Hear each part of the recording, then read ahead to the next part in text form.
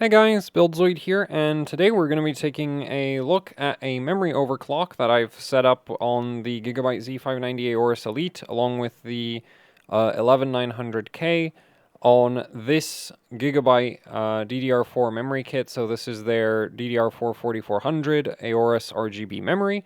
It's single rank Hynix DJR. It's a 2x8 kit, as you can see.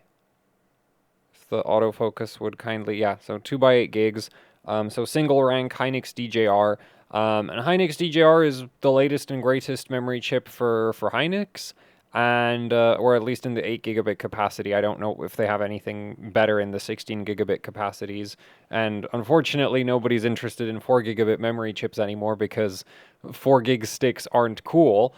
But yeah, for 8 gigabit, this is the latest and greatest that SK Hynix makes. It clocks very high. It does terrible timing. Well, it runs rather loose timings, especially the primaries are very, very loose. However, it has great voltage tolerance. There are XMP, like there's Hynix DJR memory, DJR-based memory kits that come with 1.6 volt XMPs. So even this, like, so this Gigabyte kit comes 1.5 volts stock, but there's still headroom. You can still bump it up to 1.6 volts. It is temperature sensitive. It's not like I have a cheater fan on the memory sticks or anything, right? Like, yeah, this is just kind of how they've been sitting here. They are getting some airflow from the radiator that's sort of hanging out towards the bottom of the, like, off to the side. Like, you can see where the tubes are going. Yeah, that's where the radiator's hanging out. So, yeah, there's some airflow from the radiator going over to the memory sticks, but that shouldn't be too different from what you'd have in like a regular case in terms of airflow heading for the memory sticks. Though I guess the fans would be a lot further away. But anyway, yeah, so it is temperature sensitive, so that is something to watch out for if you're running Hynix DJR and you have terrible cooling. It'll error. Actually, it'll just blue screen. It's like there's some memory chips that when they get warm, they start like erroring a little bit. With this stuff, if it gets too warm, it'll crash pretty hard, pretty easily. So the temperatures are something to keep in mind with this stuff. But as long as you keep it cool, you can shove 1.6 volts into it and yeah, get some overclocking done. Now, there's unfortunately some rather weird behavior with it. I mean, well, so, I don't know where to go with this video. Anyway, so we have the stress tests done, right? It's been a while since I've done a memory overclocking video, so I forgot on how to do them. Anyway, for the stress testing is done, so this is 44 loops of LinPack set to 8 gigabytes of memory usage, and that all passed, and then we have an 800% pass of HCI mem test on 16 threads, 933 megabytes per thread. So no errors on that, no errors on LinPack. Now, the overclock that we're looking at here is actually pretty low. I've only managed to push the sticks up to 4600 megabits per second. Because the memory controller, or maybe the CPU, like I suspect, so it might be the board, it might be the CPU. I'm not sure what it is at this point in time. I suspect it's just a issue with the 11th gen Intel memory controller, because I've heard the same thing from somebody else using a completely different board, where basically I have screenshots, or I think I have screenshots. Actually, no, I do have screenshots, yeah. So I have screenshots of, like, this overclock right here, which, why can't we zoom in on that? So this is 4800 megabits per second, right? And I believe this is the one, yeah, and, 400% mem test, LinPack, I believe 30-something loops, like, LinPack passed, so, this seems nice and stable. And then I decided to, man, why can't you just stock image viewer in Windows sucks. Anyway, yeah, so passed all the stress tests, getting some okay-ish performance. It's freaking, like, it's DJR. Just, like, what do you expect with primaries that look like this, right? Like, that is 1928, 20, like, yeah, so, so the performance, like, for DJR, this is roughly what you'd expect. And so this looks nice and stable, and it's great and everything. And then I restarted the system, like literally just restarted the system. That is 154 errors, and it hasn't even managed to test 10% of the memory. Yeah. And it happens, and this is just a thing on this setup here, and apparently on other systems as well, where, like, from talking to somebody else who's been working on some Z590, like fully Z590 memory overclocking, at higher frequencies, when you start tightening the subtimings, if you leave all the subtimings alone, it's fine. But as soon as you start actually like optimizing your subtimings, which is absolutely critical, like 4800 with auto subtimings will literally be slower than 4600. Auto subtimings are trash. But basically, if you leave auto subtimings, this isn't an issue. You're not going to have random like reboot to reboot instability. So if you have like a 4800 XMP and you turn it on, well, it's going to work just fine. But when you try to actually like optimize a 4800 megabits per second memory configuration, the memory controller just kind of decides that it's gonna not work randomly between restarts. So that's completely unusable for daily, because every time you restart your system, you would have to run a full like memory stress test to make sure that the memory controller hasn't randomly decided that it's gonna run incorrectly.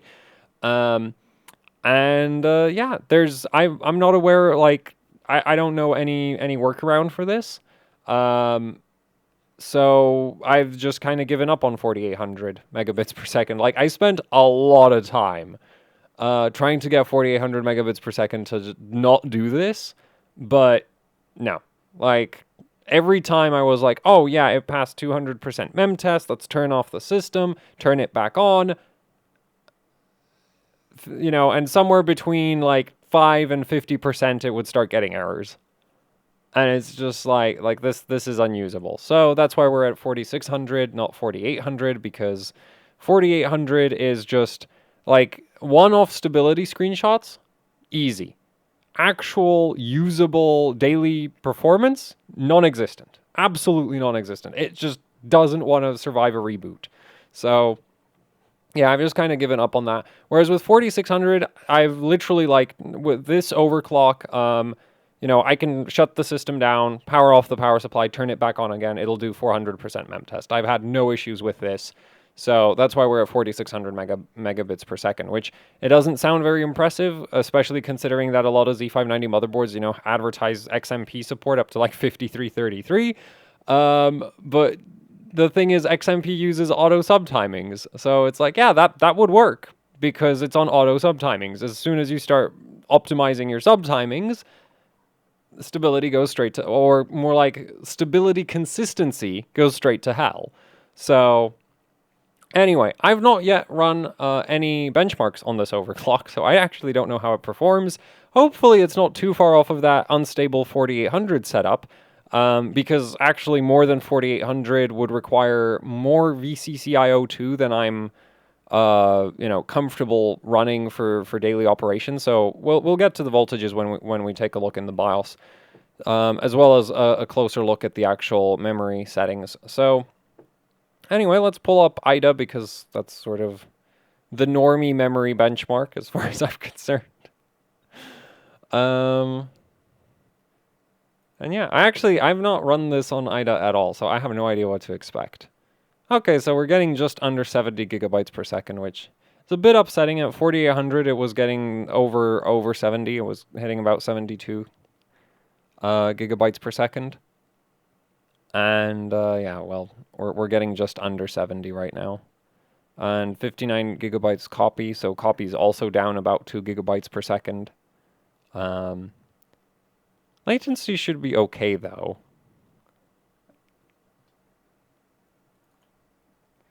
Also, the CPU is at completely stock, so I think the uncore frequency being on dynamic mode tends to mess with the IDA test.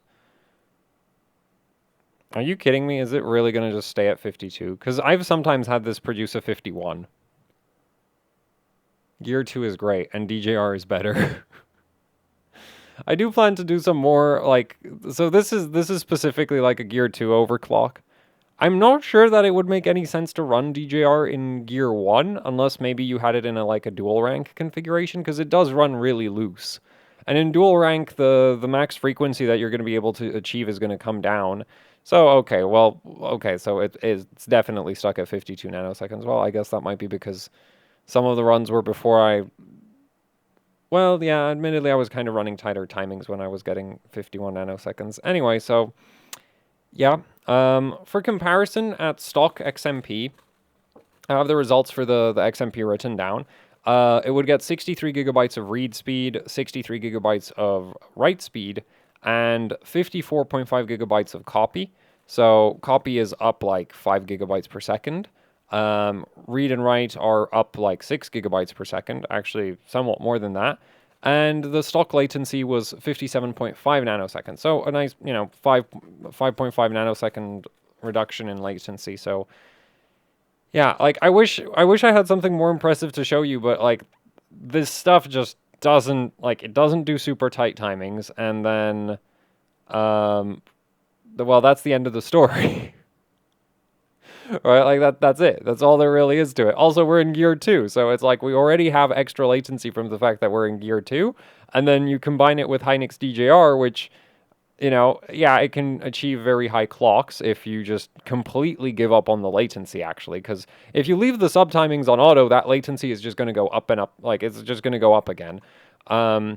So, yeah, that's kind of the unfortunate reality of Hynix DJR, I guess.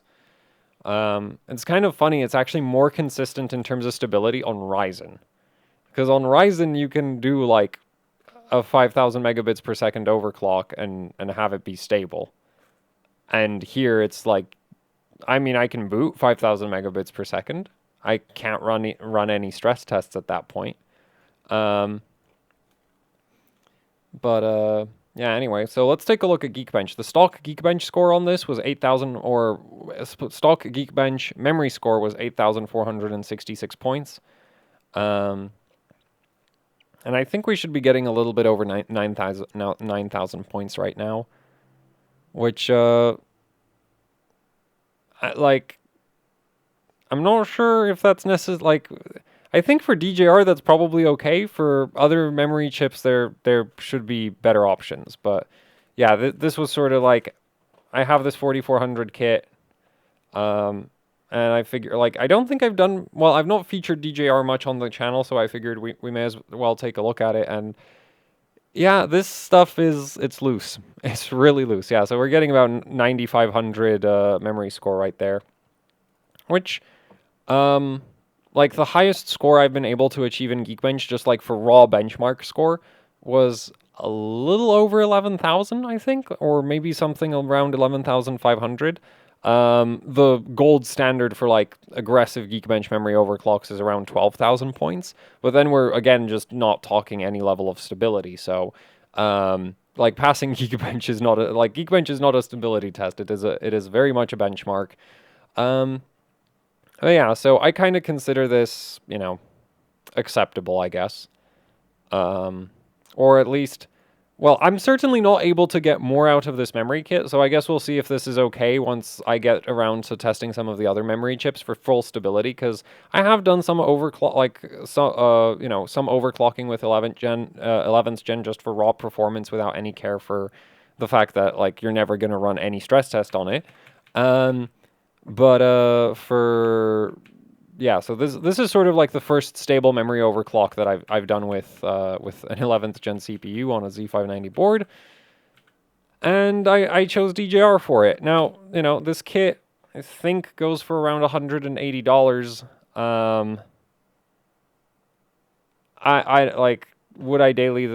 Would I buy it for daily performance? Unfortunately, I have to say no.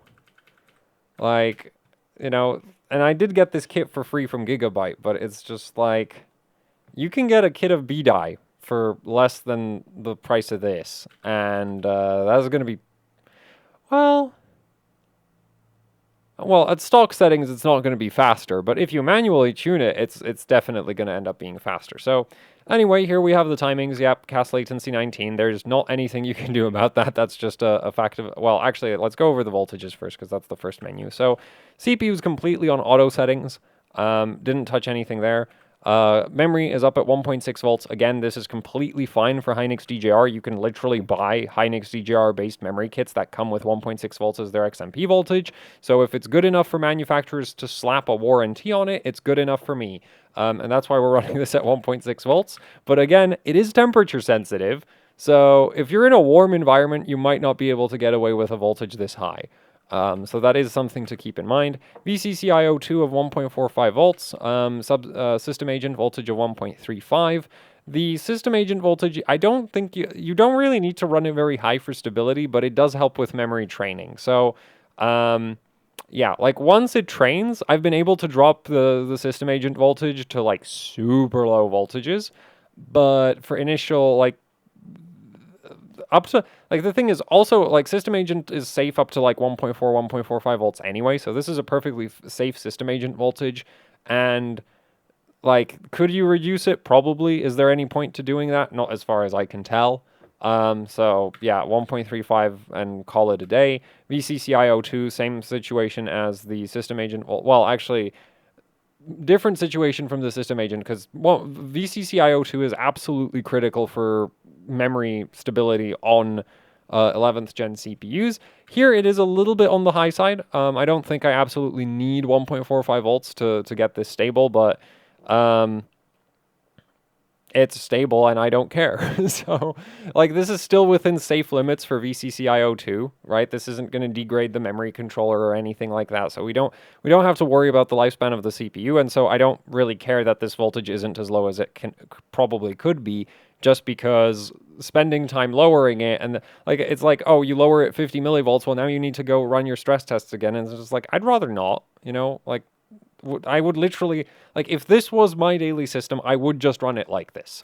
You know, like, the first set of, like, with memory overclocking, the stress testing part takes so long that the first settings that work are the first settings I'll take, because minimizing the voltages is just not worth the time and effort it takes a lot of the time. I'm also pretty sure that I'm a little bit high on the memory voltage, but yeah, anyway, let's take a look at the timing. So, yeah, primaries 19, 28, 28, 32. TRAS can go really low on DJR, but everything else can't. Like, technically, I might be able to run, well, with better kits, you might be able to do like 27 TRCD at 4600 or 26 TRCD at 4600, but yeah, with, well, actually, this kit would boot 27. I think it was causing Linpack to fail, though. So, yeah, like, it's at 28, it's stable. One tick of TRCD, like, as loose as the TRCD is, unfortunately, one tick isn't really going to make a huge difference there. TWR12, this could probably go down to 10, but not much, like, not lower than that, because 10 is actually the minimum setting for that value. TCWL16, I don't think it'll go any lower than that. In fact, I'm surprised it goes this low at all. So, yeah, I've not tested lower values, but, you know, it also, like, the thing is, 1 or 2 ticks of cast write latency isn't really going to make a huge difference to the performance overall anyway, so I'm kind of fine with just leaving that where it is and being happy that, like, it's not crashing in this, like, it's running everything, like, it's stable, right? TRRD 4, well, both of the TRRDs are at 4. These literally can't go lower. I mean, well, I think Gigabyte's BIOS, yeah, Gigabyte's BIOS lets you set them to lower values than that, but the memory controller on the CPU does not actually support setting those values below 4.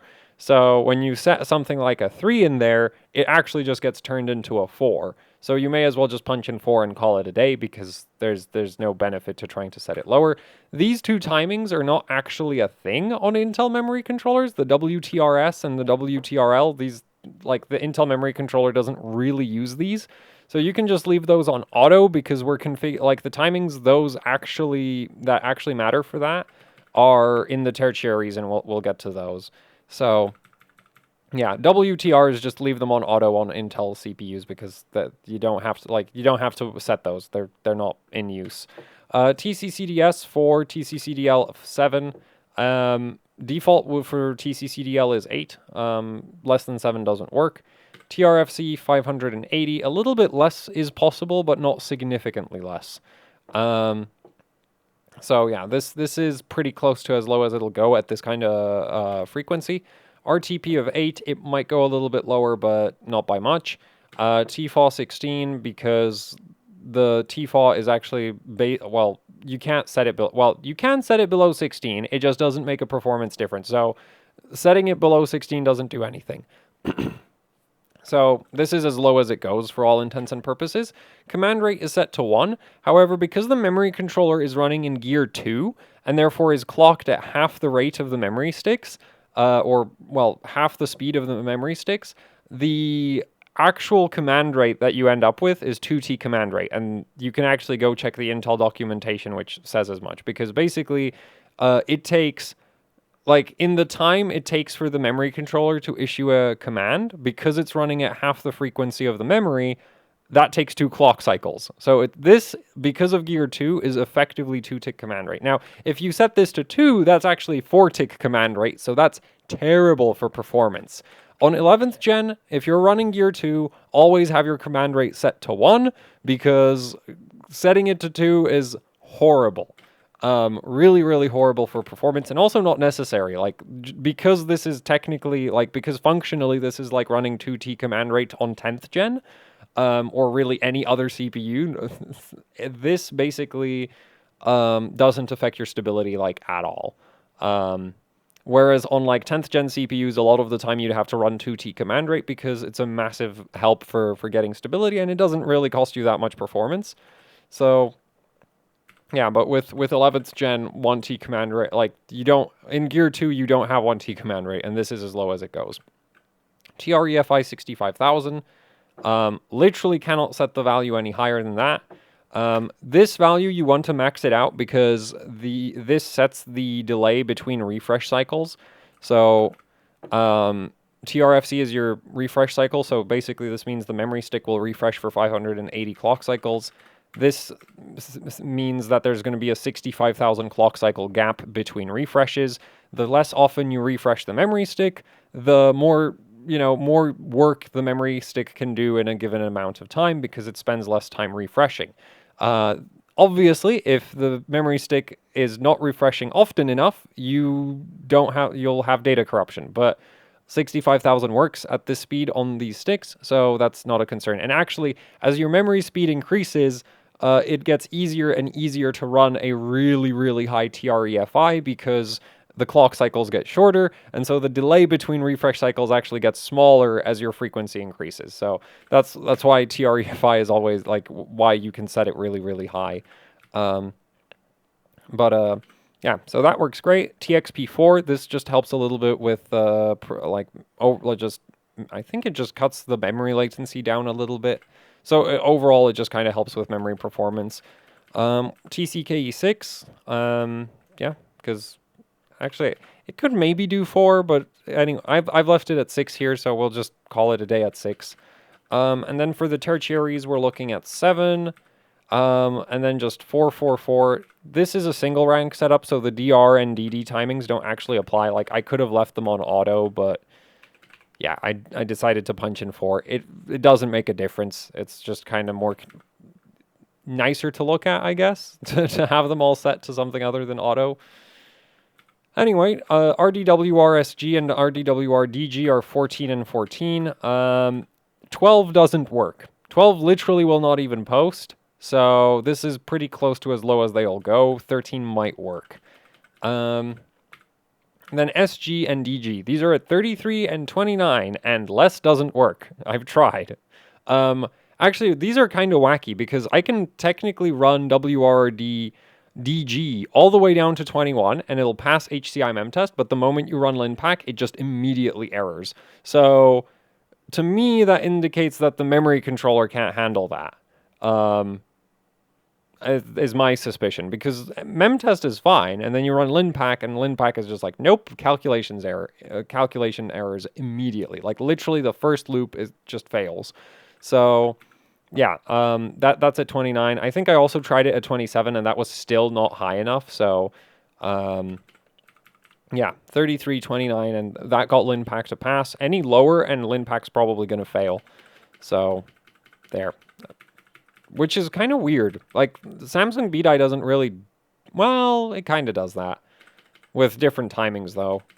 Like, where you can be stable for HCI mem test but still fail Linpack. Or the other way around, you can pass Linpack and fail HCI mem test, because they test different things. Linpack is more about slamming the memory controller, whereas HCI mem test is more about slamming the memory sticks. But yeah, anyway, like these two, if you actually want to be stable in high memory intensive workloads, you can't run them super low as far as I can tell. And then everything else is on auto. Yeah, there's no need to adjust anything down here. I tried messing around with the terminations when I was trying to get 4800 megabits per second working, but that doesn't do anything. I was like, oh, maybe the memory controller is just like misconfiguring its termination settings, except it that's not it. So yeah, you don't have to bother with these because the board sets those just fine on its own. And in fact, some of the combinations that I was trying that would actually post wouldn't finish Linpack when I was messing around with the terminations. So, which is kind of frustrating when you have about because on on some platforms, if you set the terminations wrong, it'll just not post at all. But here, there's quite a few values that'll boot, and then there's a lot of those values don't actually run. So that's kind of that, and that's basically it for this overclock, because I have left the CPU at stock. So yeah. Oh, I did also raise the VCC VTT voltage a little bit. So this is normally at 1.05 volts. I raised it up to 1.2. This is just this can potentially help with memory stability. I don't know that it actually did anything in this scenario, but it certainly doesn't hurt anything by being raised, like being at 1.2 volts. So, and I'm not going to lower it now because I've finished all the stress. Like like this configuration that we have in the BIOS right now, this runs, it's stable, it does all the stress tests, it's faster than XMP, and I'm happy to call that a day. As disappointing as, being going from 4400 to 4600 overclocked, like that's kind of disappointing. The timings are, well, it's Hynix DJR. There's just not that much I can do about this. In order to get the cast latency lower, you would have to run like insane amounts of voltage. And yeah, I'm not really interested in doing that, especially since it doesn't come down that much. Like, we're talking about the difference between cast latency 19 and like 18. You need a lot of voltage to go from 19 to 18, and then even more to go from 18 to 17, and it's just like, yeah, no, because we're already at 1.6 volts. I was really hoping when I, bumped the kit up from 1.5 to 1.6 volts that would be enough to run 4600 CL18, but no, it isn't.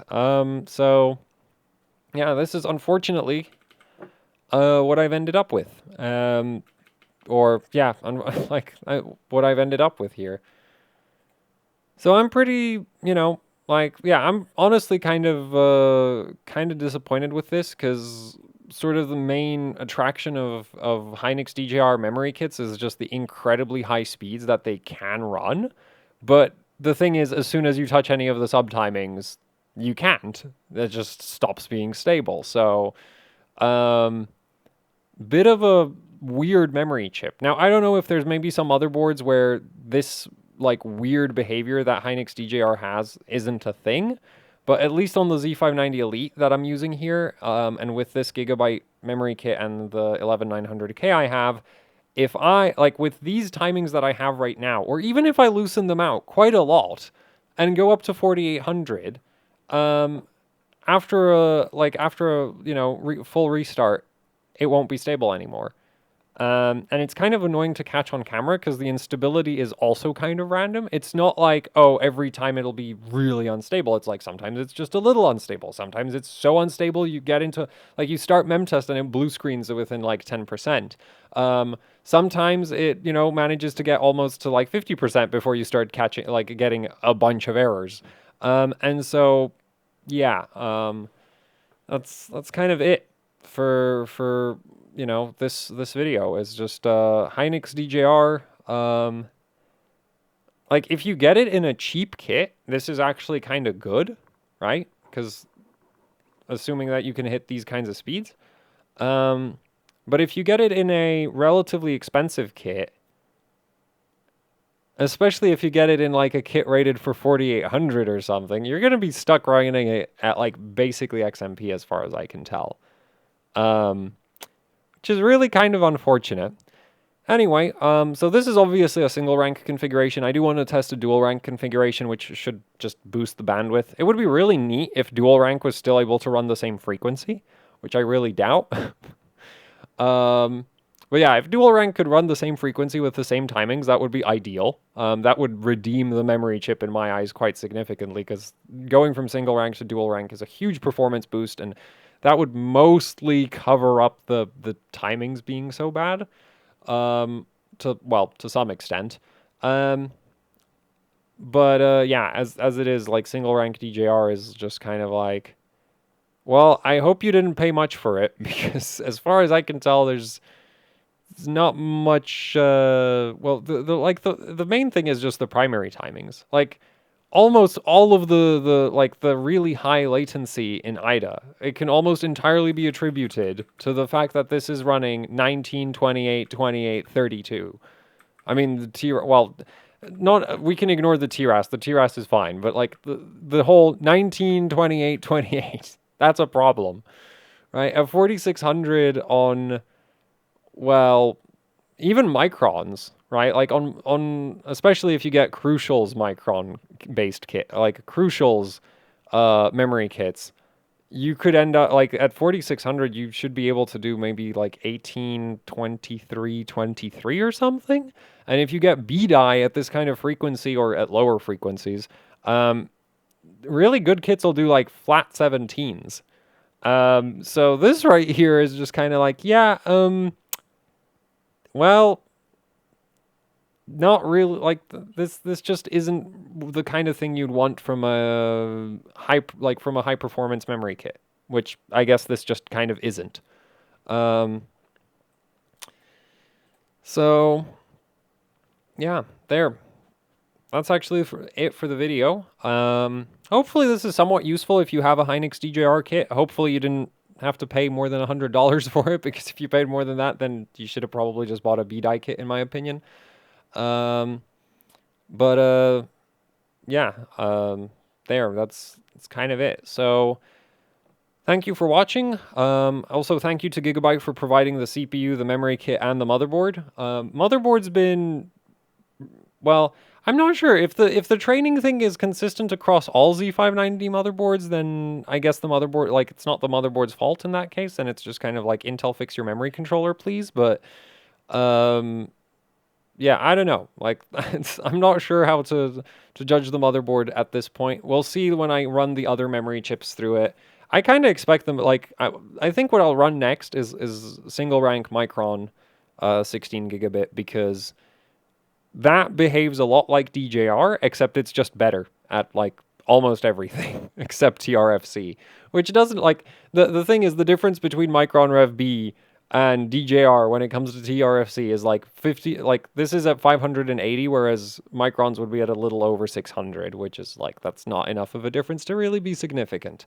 So there, now it's actually it for the video. So yeah, I guess thanks for watching. Like, share, subscribe, leave any comments, questions, suggestions down in the comment section below. If you'd like to support what I do here with actually hardcore overclocking, I have a Patreon. There's a link to that down in the description below. There's also the AHOC Teespring store, where you can pick up shirts, stickers, posters, you know, the usual YouTuber merch. Both of those help out immensely with running the channel, so it would be much appreciated if you check out the Patreon and the Teespring links. And yeah, that's it for the video. Thank you for watching, and goodbye.